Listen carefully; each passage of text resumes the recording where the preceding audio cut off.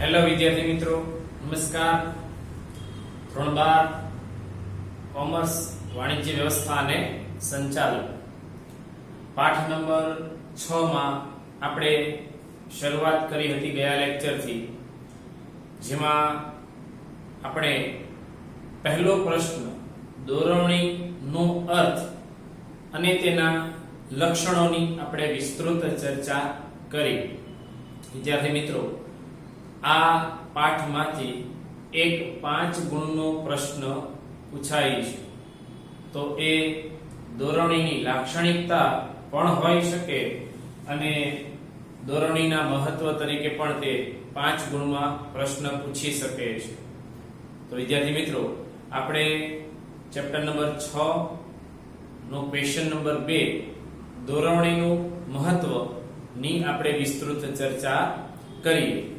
વિદ્યાર્થી મિત્રો, આ પ્રશ્ન પણ 5 ગુણ માટે પૂછી શકાય છે. ખાસ નોંધ રાખવી, કારણ કે આ પાઠમાંથી 2 ગુણના 2 પ્રશ્નો અને એક 5 ગુણનો પ્રશ્ન આવે છે અને એક ટૂંકો પ્રશ્ન આવે. એટલે આ ચેપ્ટરનો ગુણ ભારાંક 10 છે. આની આગળના 2 ચેપ્ટરનો ગુણ ભારાંક 10 છે. 4, 5 અને 6 આ ત્રણેય પાઠનો ગુણ ભારાંક 10 માર્ક્સ છે.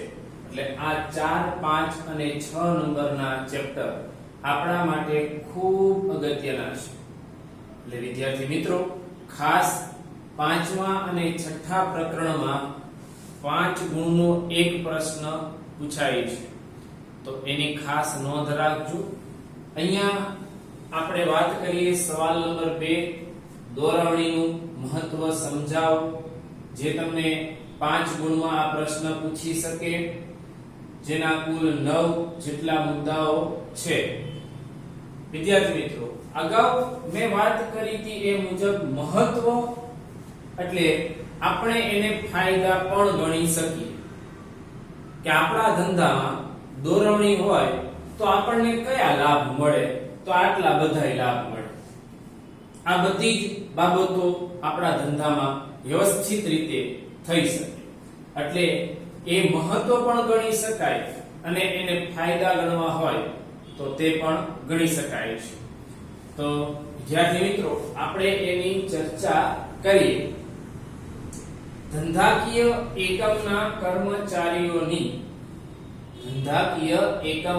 કર્મચારીઓની કાર્યક્ષમતાનો આધાર કોના પર છે? દોરવણી પર રહેલો છે. એકમના જેટલા પણ કર્મચારીઓ કામ કરે છે એની કેટલી કાર્યક્ષમતા છે અને એ કાર્યક્ષમતામાં કેટલો વધારો થાય તેનો સંપૂર્ણ આધાર કોના પર હોય છે? દોરવણી પર હોય છે. દોરવણી દ્વારા કર્મચારીઓને શું કરી શકાય છે? પ્રોત્સાહિત કરી શકાય છે. એનામાં જુસ્સો પ્રેરિત કરી શકાય છે અને એ પ્રોત્સાહિત કરી એમના કાર્યોનું નિરીક્ષણ કરી તેમને જરૂરી યોગ્ય માર્ગદર્શન આપી શકાય છે. એટલે કર્મચારીઓને પ્રોત્સાહિત કરવાનું, એના પર નિરીક્ષણ કરવાનું અને તેમને જરૂરી માર્ગદર્શન આપી એકમના નક્કી કરેલા ધ્યેયને હાંસલ કરી શકાય છે. જો કોઈ પણ ધંધાકીય એકમ દોરવણીને અમલમાં મૂકે છે, દોરવણીની પ્રવૃત્તિઓને અમલમાં રાખે છે, તો ચોક્કસપણે એ ધંધાકીય એકમના હેતુઓ સિદ્ધ કરવામાં મુશ્કેલી પડતી નથી. અહીં આપણને એ દોરવણીનો અમલ કરવાથી શું લાભ મળે, દોરવણીનું આપણા ધંધામાં શું મહત્વ છે, દોરવણી હોય તો આપણા ધંધાની કઈ પ્રવૃત્તિ કેવી રીતે થશે, એ બાબતો અંગે 9 જુદા જુદા મુદ્દાઓમાં તેની ચર્ચા કરવામાં આવી છે. તો વિદ્યાર્થી મિત્રો, આપણે એના મહત્વના મુદ્દાઓનો વિસ્તૃત અભ્યાસ કરીએ. તેમાં સૌથી પહેલું છે કાર્યક્ષમતામાં વધારો. કોઈ પણ કર્મચારી કામ કરતો હોય એની કાર્યક્ષમતા મુજબ કામ કરે છે કે એ કાર્યક્ષમતા કરતા ઓછું કામ કરે છે, એની ખબર એ સતત એના પર નિરીક્ષણ રાખવામાં આવે તો જ એનો ખ્યાલ આવે. અહીંયા દોરવણી દ્વારા એ કર્મચારીની કાર્યક્ષમતાને તપાસીને એની એ કાર્યક્ષમતા વધે એ માટેના પ્રયત્નો અને એ માટેનું વાતાવરણ તૈયાર કરવાનો વ્યવસ્થા થાય છે. જોઈએ, વ્યવસ્થા તંત્ર કાર્યક્ષમ ત્યારે જ બને જ્યારે એમાં કામ કરતા કર્મચારીઓને વિભાગીય કાર્યો વિષયક યોગ્ય દોરવણી આપવામાં આવે. વ્યવસ્થા તંત્ર કાર્યક્ષમ ક્યારે બને? જ્યારે કર્મચારીઓને એના કામને લગતું યોગ્ય માર્ગદર્શન કે દોરવણી આપવામાં આવે. જે કર્મચારીને જે કામ સોંપવામાં આવ્યું હોય તો એનો અર્થ એવો નથી કે 100% એ પોતાના કાર્યમાં સફળ જ થાય, એમાં ભૂલો ક્યારેય ન થાય. એ કામ એને પસંદ છે, એ કામની કાર્યક્ષમતા એનામાં છે, છતાં પણ એની ક્યાંક ભૂલો રહી શકે. તો એ ભૂલોને સુધારવા માટે એમને માર્ગદર્શન આપવું પડે અને આવું માર્ગદર્શન તેને સમયાંતરે મળે તો તેના ઉત્સાહમાં, એના જુસ્સામાં વધારો થાય છે અને જેના કારણે તેની કાર્યક્ષમતા પહેલા કરતા વધી જાય છે. દોરવણીને કારણે કર્મચારીઓ પોતાના કાર્ય, સત્તા, પોતાને કામ અંગે મળેલી સત્તા, પોતાના કામની જવાબદારી અંગેની સ્પષ્ટતા થાય છે કે આ મારું કામ છે, આટલી જ મારી સત્તા છે અને આ મારી જવાબદારી છે. એ વ્યવસ્થા તંત્રના માળખામાં જુદા જુદા વ્યક્તિઓને જુદા જુદા કાર્યની જવાબદારી અને સત્તાની સોંપણી કરેલી હોય છે, જેના આધારે એ દોરવણી કરવાનું કામ સરળ બની જાય છે. આમ તેની કાર્યક્ષમતા, કાર્ય, સત્તા અને જવાબદારીની સ્પષ્ટતા થશે એટલે આપોઆપ કર્મચારીની કાર્યક્ષમતામાં શું થાય છે? વધારો થાય છે.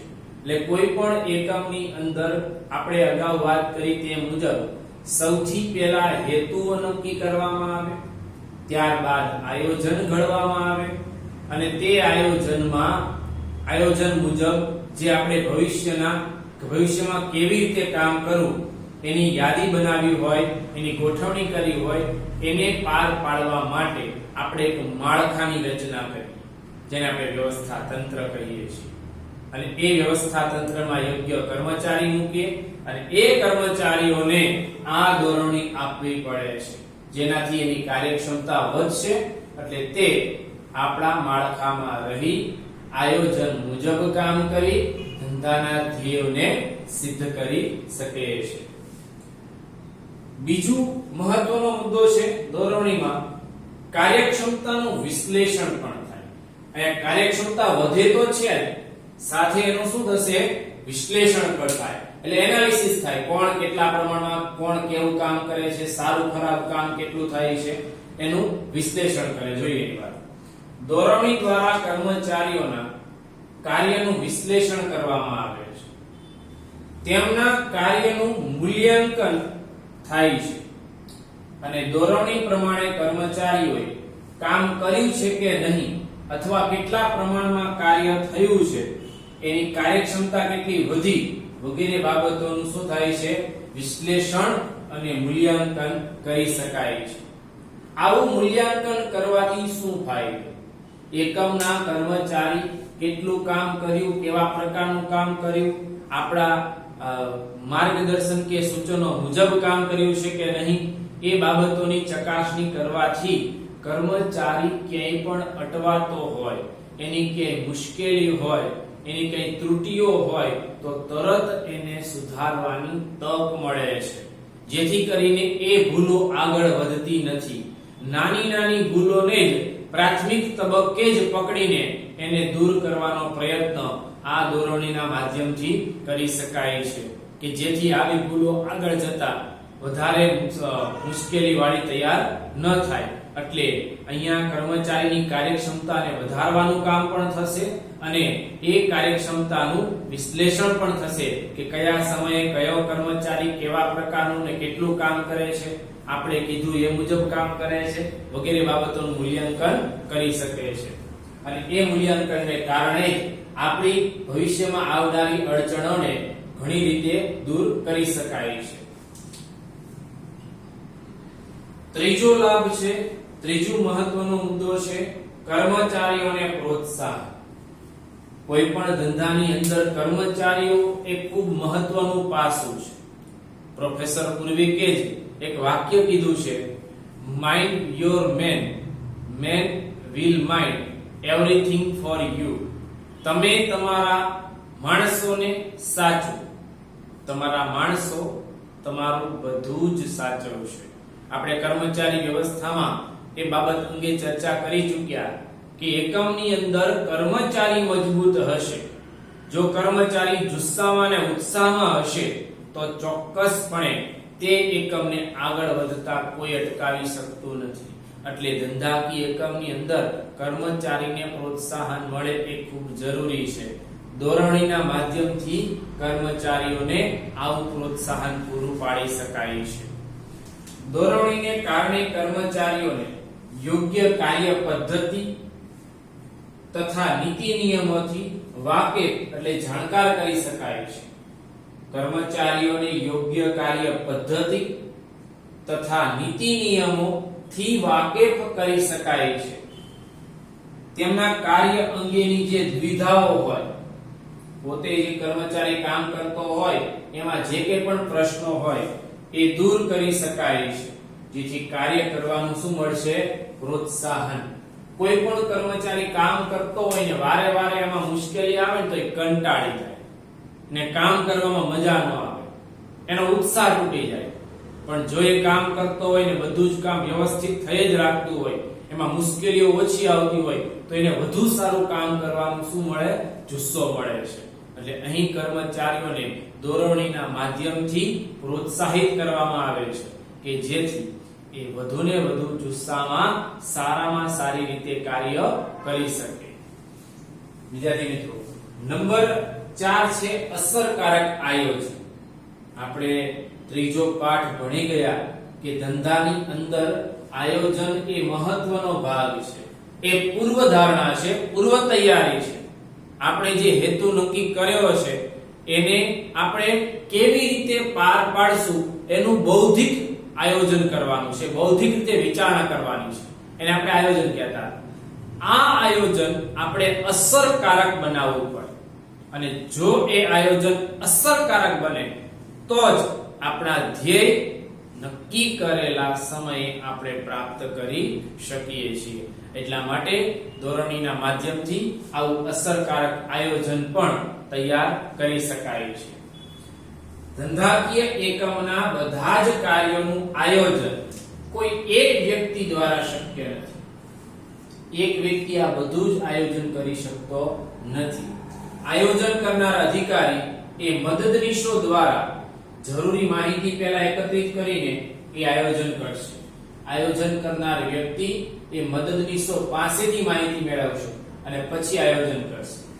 આમ આયોજન દ્વારા નિર્ધારિત કરેલા ધ્યેયને પાર પાડવાનું કામ ધોરણી દ્વારા શક્ય બને છે, કારણ કે એકમના બધા જ કર્મચારીને ધોરણી આપેલી હશે, માર્ગદર્શન અપાયેલું હશે, જેથી આ મદદનીશો જે જરૂરી માહિતી એકત્રિત કરશે અને અધિકારીઓને આપશે, જેના આધારે એ અધિકારીઓ ધંધાકીય એકમનું આયોજન સરળતાથી કરી શકે છે અને તેના દ્વારા તે આયોજન અસરકારક બનશે.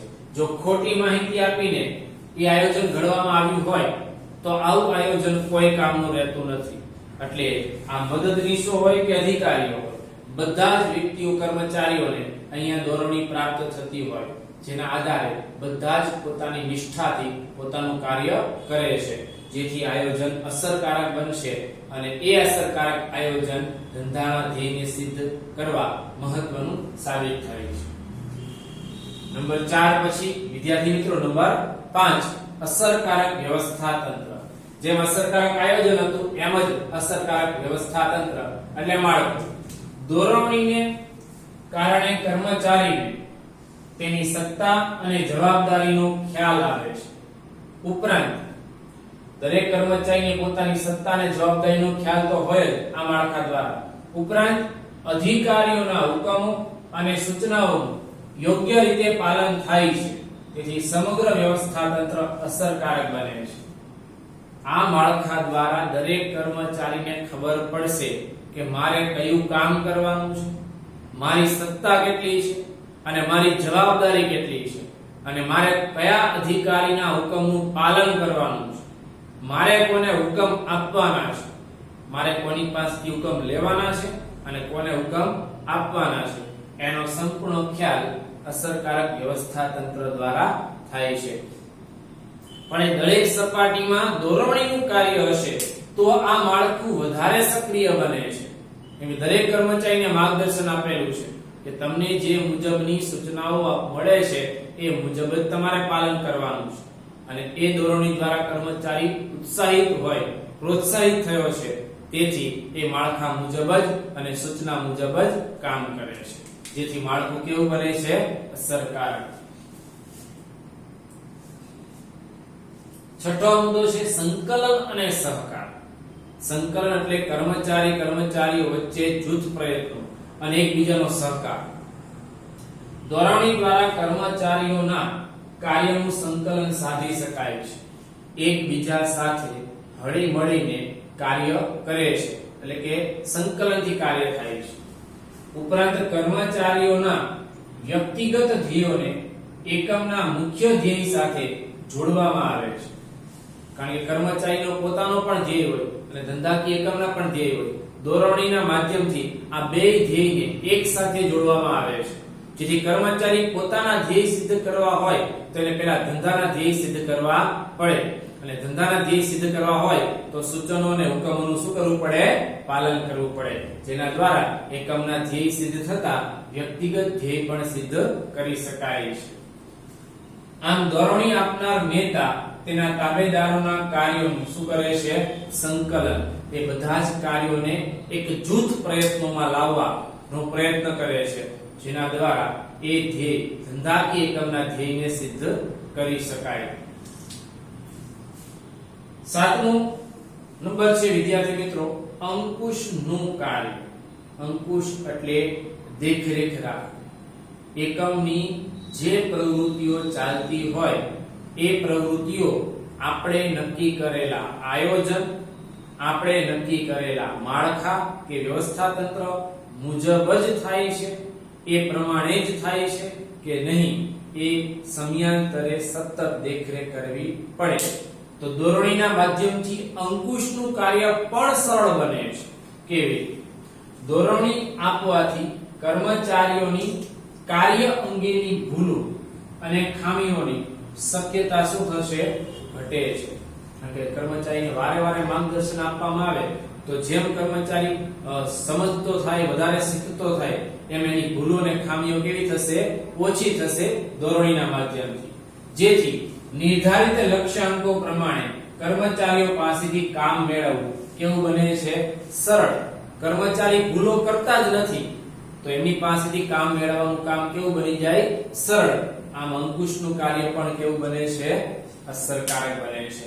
દરેક કર્મચારીને દોરવણી આપવામાં આવે છે જેથી એની ભૂલો સતતપણે શું થશે? ઘટે છે. જેટલો લાંબો એનો અનુભવ થશે એટલા પ્રમાણમાં એની આ ભૂલોનું પ્રમાણ ઘટતું જાય છે. આઠમો નંબર છે કાર્ય જુસ્સામાં વધારો. કર્મચારી જે કામ કરતો હોય એ કામ દરમિયાન એનો જુસ્સો અકબંધ રહેવો જોઈએ. જો તેના જુસ્સામાં ઘટાડો થાય તો તેની અસર સીધી કામ પર થાય છે. એટલે કર્મચારીનો કાર્ય જુસ્સો સતત વધે એવા પ્રયત્નો દોરવણીના માધ્યમથી થાય છે. દોરવણી આપવાથી કર્મચારીઓનો કાર્ય પ્રત્યેનો અભિગમ બદલાય છે. એને કામમાં વધુ રુચિ આવે છે. જ્યારે કોઈ અવરોધ ઊભા થાય તો કર્મચારી તેનો ઉકેલ લાવી શકે છે. ટૂંકમાં દોરવણીના માધ્યમથી એવું વાતાવરણ સર્જવામાં આવે છે કે કર્મચારીનો કામનો જે એજન્ડા એના પ્રત્યેનો જે ખ્યાલ છે, અભિગમ છે એ ચેન્જ થશે અને પોતે એના પ્રત્યે વધારે રુચિ દાખવશે અને પછી એ કામમાં કોઈ મુશ્કેલી આવશે તો કર્મચારી જાતે જ એનો ઉકેલ લાવે છે. એ અન્ય ઉપરી અધિકારીને જાણ કરવાની જરૂર પડતી નથી, એની સલાહ લેવાની જરૂર પડતી નથી. જેથી જાતે પોતે કોઈ સમસ્યાને સોલ્વ કરે છે તો આપોઆપ એના જુસ્સામાં શું થશે? વધારો થશે કે મારે આ સમસ્યા માટે ઉપરી અધિકારીના માર્ગદર્શનની જરૂર પડી નથી. પરિણામે કામનું સાતત્ય વધતા એ કર્મચારીનો જુસ્સો શું થશે? વધે છે. એક સરખું જ કામ સારી રીતે થશે એટલે આપોઆપ એના જુસ્સામાં વધારો થાય છે. વિદ્યાર્થી મિત્રો, 9મો મુદ્દો છે વિચલનોની શોધ. વિચલનો એટલે તફાવત. વિચલનો એટલે શું થાય? તફાવત. પહેલા એની વાત કરીએ. ધારો કે તમે નક્કી કર્યા છે 100 એકમ એક દિવસના તૈયાર કરવા અને તૈયાર થયા 90 એકમ. તો 100 એકમો એ તમારું અપેક્ષિત સ્તર હતું. કયું સ્તર હતું? અપેક્ષિત સ્તર. અને 90 એકમો તૈયાર થયા તો એ કેવું સ્તર છે? વાસ્તવિક સ્તર. અપેક્ષિત સ્તર અને વાસ્તવિક સ્તર વચ્ચેનો જે તફાવત આવે એને કહેવાય વિચલનો. આ વિચલનો આવવાની 3 શક્યતા છે. કાં તો ભૂલો, ખામીઓ અને ત્રુટીઓ. ભૂલો હંમેશા કર્મચારીથી થાય. ખાસ ધ્યાનમાં રાખજો.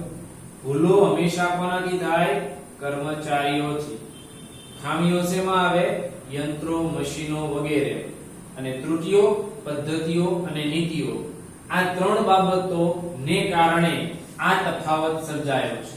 તો એ વિચલનો શોધવા પડે. પહેલા આપણે એમ કહી દઈએ કે 100 એકમો નક્કી કર્યા ને 90 કેમ તૈયાર થયા, તો 10 ઓછા કેમ તૈયાર થયા? તો તપાસ આ 3 માં થશે.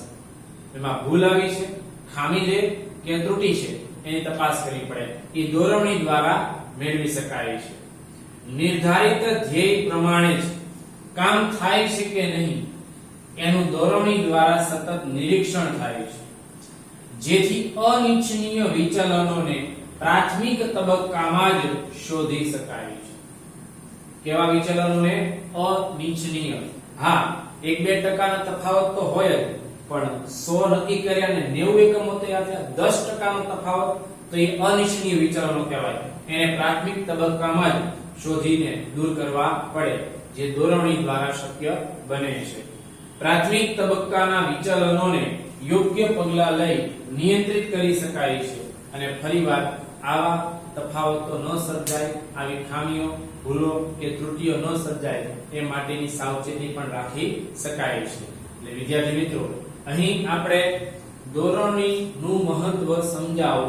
આ 5 ગુણનો આ પ્રશ્ન તમારા બોર્ડમાં પૂછી શકે એવો અને બહુ લાંબો પ્રશ્ન પણ નથી. 7 થી 8 મિનિટમાં તમે આ પ્રશ્નને બહુ ખૂબ જ સરળતાથી લખી પણ શકો છો. તમારા ચોપડામાં પણ તમારે આ રીતે જ તમારે ઉતારવાનું છે અને લખવાનું છે. ખાસ આમાં જ્યાં મોટા પ્રશ્નો આવતા હોય ત્યાં હંમેશા એને 2 વખત રિવિઝન કરવું, એનું વાંચન કરવું અને એને એકવાર લખવું, જેથી કરીને તમને એની મૌલિકતાના આધારે થોડો ખ્યાલ મગજમાં છપાઈ જશે, જેના આધારે તમને પેપરમાં લખતી વખતે ખૂબ જ સરળતા રહે છે. એટલે વિદ્યાર્થી મિત્રો, આવતા લેક્ચરથી આપણે દોરવણીના તત્વોની ચર્ચા કરીશું. અહીં દોરવણીનો પરિચય પૂરો થયો છે. આપણે આગળના લેક્ચરમાં દોરવણીના 4 તત્વો છે તેની વિસ્તૃત ચર્ચા આગળ વધારીશું.